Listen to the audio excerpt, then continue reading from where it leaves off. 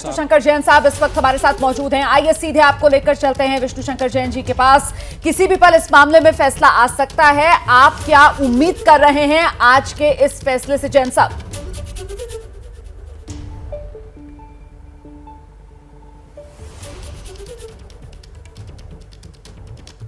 देखिए, हमारा बहुत स्पष्ट कहना था कि जो हमने पिटीशन या एप्लीकेशन डाली थी उसमें स्पेसिफिक तौर पे हमने लिखा था कि हमें इस विवादित परिसर के अंदर जाने की इजाजत दी जाए, क्योंकि इस विवादित परिसर के अंदर ही मां श्रृंगार गौरी, हिंदू देवी देवताओं, गणेश भगवान, हनुमान जी, इन सबकी प्रतिमाएं, इन सबके चिन्ह, इन सबकी मूर्तियां हैं। कोर्ट ने दोनों पक्षों को सुनने के बाद और राज्य सरकार के ऑब्जेक्शन को सुनने के बाद 26 अप्रैल को अपने ऑर्डर में क्लियर कर दिया कि बैरिकेडिंग के अंदर जाया जा सकता है। इसके बाद इस ऑर्डर में कोई इन्फॉर्मिटी नहीं थी।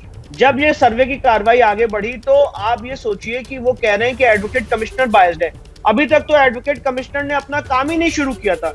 जब वो बैरिकेडिंग के अंदर गए नहीं तो वो बायस कैसे हो सकते हैं? और जो एडवोकेट कमिश्नर, वो पूरी प्रोसीडिंग्स है वो वीडियोग्राफ्ड हो रही है। तो अगर कहीं कोई बायसनेस होगी तो जब एडवोकेट कमिश्नर साहब अपनी रिपोर्ट प्रस्तुत करेंगे वो सारी बातें कह सकते थे।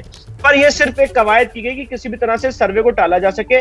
और मुझे ऐसा लगता है कि सर्वे नहीं टल सकता है, क्योंकि माननीय न्यायालय अपने पहले के 4 ऑर्डर्स में इस चीज को स्पष्ट कर चुका है। 18/8/2021 का ऑर्डर है जिससे एडवोकेट कमिश्नर नियुक्त किया गया। 5/4/2022 का ऑर्डर है जिसमें इनके प्लेसेस ऑफ वर्शिप एक्ट का जो ऑब्जेक्शन था उसको रिजेक्ट किया गया। 8/4/2022 का ऑर्डर है इस माननीय न्यायालय का जिसमें वीडियोग्राफी का आदेश दिया गया।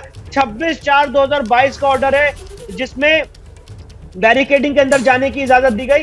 तो मुझे लगता है किसी भी तरह से कोई ऐसी इन्फॉर्मिटी नहीं है। पर इनका जो ऑब्जेक्शन था, इनके इस तरह के ऑब्जेक्शन थे कि अगर वीडियोग्राफर वहां पे धूल हटा के वीडियोग्राफी कर रहा है तो कहते हैं ये माननीय न्यायालय के ऑर्डर में नहीं लिखा हुआ है। तो इन सारी चीजों पे मुझे लगता है इन सारी कंट्रोवर्सीज पे आज रेस्ट लगेगा। हमने भी कोर्ट से एप्लीकेशन और क्लैरिफिकेशन सीख किया है कि बैरिकेडिंग के अंदर जाने दिया जाए और नीचे तहखाना भी खोला जाए। और एडवोकेट कमिश्नर की बायसनेस पे हमने स्ट्रॉन्ग अपना ऑब्जेक्शन दिया है कि एडवोकेट कमिश्नर पूरी निष्पक्षता से अपना काम कर रहे हैं। वो कोर्ट की आंख और कोर्ट के कान है, इसलिए इसमें कोई भी बायसनेस की बात नहीं आती है। और मुझे लगता है माननीय न्यायालय हम लोग को सुनने के बाद, सारी बातें सुनी चुके हैं माननीय न्यायालय, तो आज अपना ऑर्डर पास कर। बिल्कुल, मैं चाहूंगी विष्णु जी आप हमारे साथ बने रहिए क्योंकि बहुत महत्वपूर्ण है आज का दिन। ज्ञानवापी मस्जिद मामले में एक महत्वपूर्ण फैसला कोर्ट की तरफ से आ सकता है और फैसले में क्या कुछ होगा ये भी समझिए। ज्ञानवापी परिसर का सर्वे होगा या नहीं, इसको लेकर एक आदेश आ सकता है। सर्वे होगा तो कोर्ट नई तारीख बताएगा, यानी किस दिन किस तारीख को सर्वे होगा। कोर्ट कमिश्नर बदले जाएंगे या नहीं, इसको लेकर भी सवाल है क्योंकि